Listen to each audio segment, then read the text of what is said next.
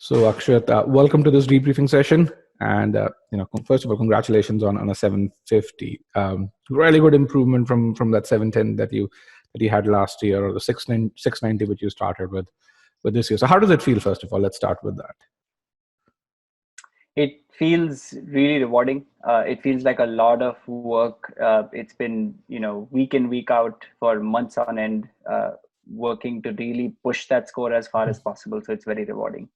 Okay, so you took the GMAT last year. You spent a bunch of time preparing. You said May of 2019. And you scored a 710. Tell me, how did you go about doing this? How much time you spent? Just briefly. Sure. So last year I spent, I would say, about a good 2 months, and I primarily used the official guide. So the way I approached it was very linear.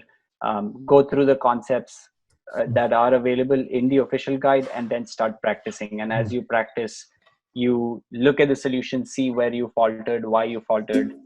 Um, Initially, there are no time constraints. You're just solving to get a hang of it, to understand, nuances that you missed out, and then start putting in time constraints at a later stage.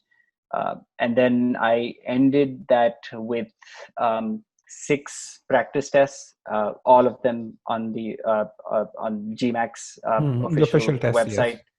Right. So the 2 that they provide, and then I got the other 4 and just went through those 6, and then went for the test date after that. Okay. You got a 710 and then you left preparing. I mean, you didn't, did you apply with that 710? I did not know. You did not. Okay. But then you left that dream for a good amount of time. Am I right? I mean, this was May of 2019. I actually got busy with marriage preparations because I got married last year um, Oh, in November. So I had to drop it, transition to preparing for that, and then got done with that. And then in January, I was like, I need to pick this up again and keep marching on. oh, this is a very interesting variable now. I didn't know that. So that's, I'm going to ask you a question about that in a sec later. So January of 2020, came in, you said, okay, I've got to pick this up again. And so how did you approach this then?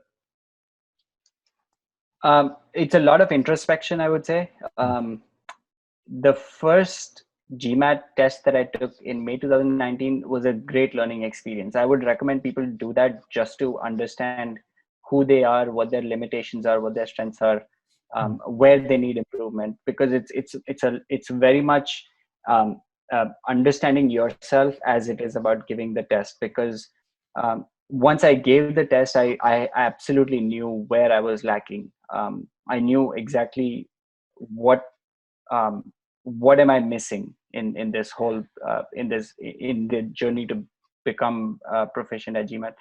So in January, I picked those up and started evaluating. I made a list of what what am I strong at, what do I need a lot of work at, and I've tried to go as far as I could by myself.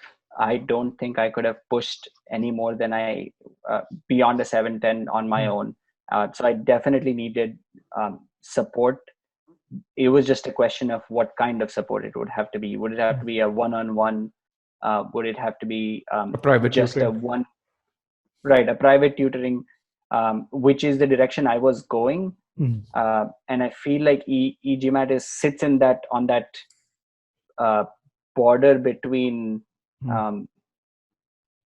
being a private tutor. It gives you all the things you need that a private tutor would give you in a very quantitative way, which is what as an engineer, I love seeing that data, and being given that kind of closed loop feedback of how you're doing, which are your strong and weak points. And so that's what really attracted me to it, is leveraging data in that way, that you're not sitting with me here, but you're still providing me the same kind of feedback.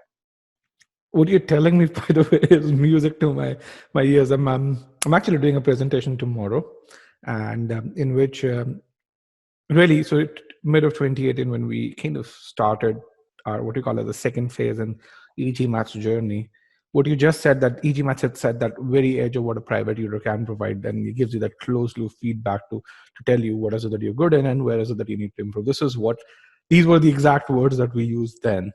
And then ever since, the products and services that we've built have been in that direction. And in fact, we have a major product launch tomorrow, which is what we have. I don't know if you've gotten the email 360.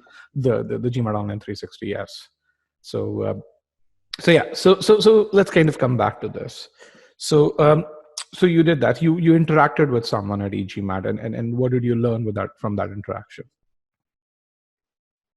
So right at that point, I would say early February, when I was looking at different services that various tutors offer, I was informed of, that, hey, you can just reach out to one of our counselors and have a chat with them, talk about your journey, see what they have to say. So I spoke to Karan at that stage, and he kind of told me that, based on what everything that you've told me, I would like you to take a mock. I took the mock. He took that data, analyzed it, and told me, like, okay, what is your target? Where are you trying to go? How much time are you willing to devote? How much will you devote on a daily basis?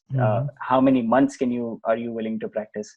And then based on that, we will chart out a very systematic approach to how you should approach, your strong points as well as your weak points. Okay, so then you bought the course. How did you? So first of all, you said you had this list of strengths and weaknesses yourself, and then Karan created one more based on the Sigma X mock, in which you scored a 690. And again, makes sense. You had a 710. You didn't study for a fairly long time, and then you took the test again. You got a 690 within 20 points. I think that's within the standard variation. So what were some of the weak areas at that point that you had to work on? I would say the most important one is I did not have any sort of process. There was no systematic approach to, if you have a quant question, which is, let's say, algebra or geometry or whatever, a verbal question that's an RC or a CR or an SC. I treated everything the same way. I just used my understanding of the question and my background of having given the GRE and done things before that. Just whatever you were a 90th percentile student on the GRE as well, so that helped a lot over here to get to that 710, especially in quant. Yeah, because quant is very similar. Verbal is not that similar, honestly. The reason I was able to do verbal in GRE is because you literally have to memorize words, and there's the sentence completion is just tell me which word is good in this, and that's what I love about the GMAT more, is it's much more about logical thinking in that aspect. So that's why I was falling short in verbal, but quant is about the same. So quant I was able to still manage a decent score. Okay, so then you started preparing for verbal, and your stats are excellent, by the way. I looked through your stats in SC, CR, and RC. Really, really good scores in concept and practice quizzes.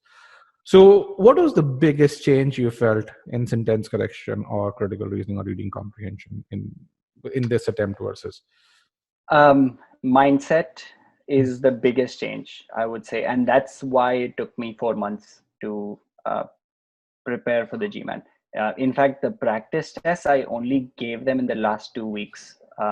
Most, I would say 90% of my work has been developing that conceptual the clearing out my concepts, and building on top of that with the process that I stick to all the time. It's a very laborious process, but you have to find errors in your process. So if we take SC for example, right? We are taught, right from the master comprehension, which initially I thought was a very meaningless module, because I was like, okay, fine, you have to pause and read. Okay, that's the whole point. But when you start practicing the questions, you realize how difficult that is, because you're trying to keep track of so many things within the process, right? You're trying to detect those subjects and verbs and modifiers, understand the intended meaning, do the error analysis, read through all the options quickly, do the POE. and you tend to lose track of the fact that no, I'm supposed to pause, I'm supposed to kind of read what I've read so far, assimilate, and clearly understand, move on, read the next portion, stop, gather everything I've read so far. And so if you're open to it, if you let the mindset, if you're absolutely flexible with changing your mindset, then um, it's a very step by step process, and it doesn't matter how much time you take. You just have to make sure that you are going block by block. You don't try to jump straight to block number 10 and say, I know how to solve because my accuracy is 90%. That's very well said. I think it's just when you're aiming for, and in your case, you're 98th percentile.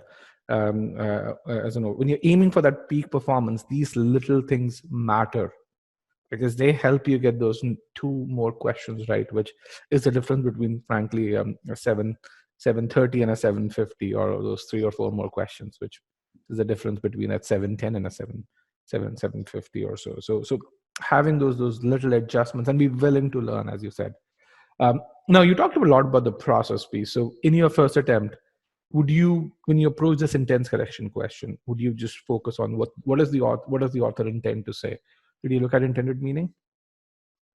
Actually, since you brought up SC is one which I had very weak fundamentals on, because I've actually never taken seriously the subjects. What are the subjects? What are the verbs? Verb tenses? What are the modifiers? How to identify a modifier? I had no background in this. Whatever understanding I have of English has been mostly just by reading books, Got it. and understanding the general sense of what a sentence should look like.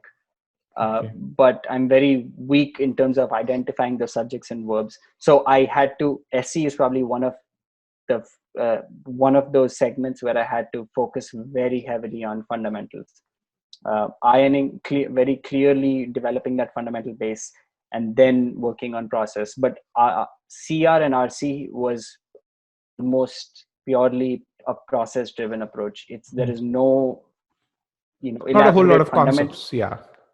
Exactly. It's just about when you're solving, you have to, if you follow the process and think critically, especially the pre-thinking. I think my CR if you look at my ESR from my last year's attempt to now, it has shot up. And I think pre-thinking was the thing So that what did was the the trick. number last time? What is the number this time? Uh, What are the ability scores the last time, if you remember? So verbal score was 37, 38. Because I gave 2 attempts, so 37 and 38. CR, I would say it was a 70% accuracy. Ability. But in terms of ability, yeah. But if you look at some of the attempts that I've done in Sigma, in the Sigma X mocks and the Scholaranium attempts, it was somewhere between 80 to 90. If Let me just take a look at it. I have I it have enough open right practice. now. Let me analyze the verbal section. Yeah, it's actually CR is 89 percentile in the last mock, which, by the way, you also scored a 750 on over there. There's 50 and 42 over there. So okay. Yeah. So sentence correction, in sentence correction, you master comprehension, the meaning-based approach, knowing the concepts, and then in critical reasoning, pre-thinking help you go from that 70th to that excuse me, almost that 90th percentile over here, because you don't have the ESR for your V41 attempt right now, right? Did you take the online GMAT? I did. So this is the only one that I don't have. I took 2 attempts this time as well. So I did a 740 in the in-person test, and then in the center. Okay. I took and then the online test I did a 750, but I can't get I wanted to get the ESR, they won't but I give couldn't. You. Yeah. So tell me, so throughout this time you were in constant touch with Deepak, I believe, as well as a couple of other folks. So why did you reach out to them for, or what did you reach out to them for, and how did their feedback help you get to this point? Yeah, so it's been, I've worked with multiple experts. Deepak has been really helpful in that final push that you need. especially when I was starting to give the Sigma X mocks. He really found those key small areas that I could, push a little harder and get get to that point where I'm at my target score. Initially, so Karan kind of gave me that path of, here's what I want you to do: step 1, step 2, step 3, go through SC stage 1, SC stage 2, CR stage 1, CR stage 2. And whenever I felt like I had a question or I wanted someone to review my work so far, so look at my concept files, my post-assessment quizzes, my application file data, and tell me if I am okay to proceed to the next stage, I would just send an email, and within less than 24 hours, I would get a response that, I reviewed it. You're looking good, but also please make sure you do strategic review. Here's a template you can do a strategic review with. So various people were helpful to that process. And then Deepak really at the end helped me with the timing, which I would say is 30% of the entire GMAT. It's just and actually I think in this online GMAT test, that last verbal question, there was like 1 second left on the clock and I pressed next. I don't even know if that went through. If that registered, okay, yeah. But that is, they ding you very heavily for that. So timing is as critical as your concepts and your processes are. And Deepak kind of gave me a timing because I was struggling with verbal. I was always do 40 minutes in the first half and then 20 minutes in the second half, or 35-25, and which is bad because as the questions get harder. I can see that. Yes, here is your matrix in this. I can see your timing matrix. Yes, 18, 22, 15, and then 8 minutes in the last quarter. And that kept happening again and again because I would spend much more time on the medium difficulty. So you see, it gets harder. Yes, and you have lesser time. So it's twice difficult in the second section. Yeah, the difficulty is compounded completely. Yes, I agree with that. Let's kind of look at one of your other mocks, and let's get into the verbal part over here. Let's go and look at progression. Yeah, here you see you had only 6.5 minutes, because of which you lost points. Yeah. And he gave me a really good timing matrix, which because what I used to do is always, while I'm solving the questions, I'm calculating how much time I have left, versus if you just have a timing matrix that says at 9 questions you should have these many minutes left, at 18 questions you have these many minutes left. It just reduces the cognitive load so much. I agree. I just want to see how did you, when you got this cell? See here, this is, I think, the most you have in block 4 I've seen so far. Yeah. And that's where you got to V43 over here. That's the highest verbal. Well, and actually Deepak caught that because he told me that, look, you got lucky in this one because there were a few questions that I guessed that turned out to be correct. Yes. And he said that don't think that a 770 is what your ability is, because your timing is not great and you got lucky with some questions. So we have to try to remove that luck factor as much as we can so that it's a very smooth. And that's a very important thing to have that. I mean, to be able to be told that okay, you've got a 770, don't be happy, it's not consistent. Right. Yeah. And I will say that after he said that and after we started working, after that I'd never touched that 770 again. And it was very clear that was, I got a little bit lucky in quant and I got a little bit lucky in verbal. And that's why I touched that score. But otherwise, the accuracy of Sigma X being able to judge where you stand is fascinating, because the official GMAT test I was getting 760, 770. And then I actually went for the actual test and I was a 710. I was like, okay, what happened then? Why are the official tests telling me something different from what the actual test is telling me? Because their questions are old. Yeah. Well, so they created those questions 8 years back, but in my opinion, they've not revised them. They revised the questions in the official guide, but not over here. At e-GMAT, we profile our questions every 6 months. Start your own business, tech entrepreneurship. You said, I'm looking at Stanford, MIT, Berkeley, UCLA, which were the couple of other schools, right? You said Kellogg and Booth.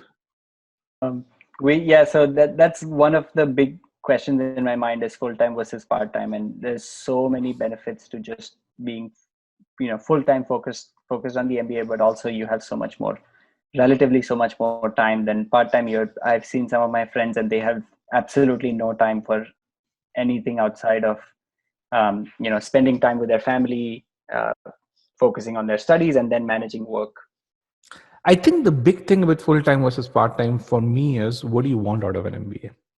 So if you're very happy with your job and you just want to continue in the same space and you want to get some skills that you feel you may be missing, part-time MBA is great. Okay, both have a good ROI. I will just tell you that. It's just that, what do you want? But if you want to change, if you want a drastic change, then you've got to place a bet. And which is where a full-time MBA becomes really valuable. That's exactly what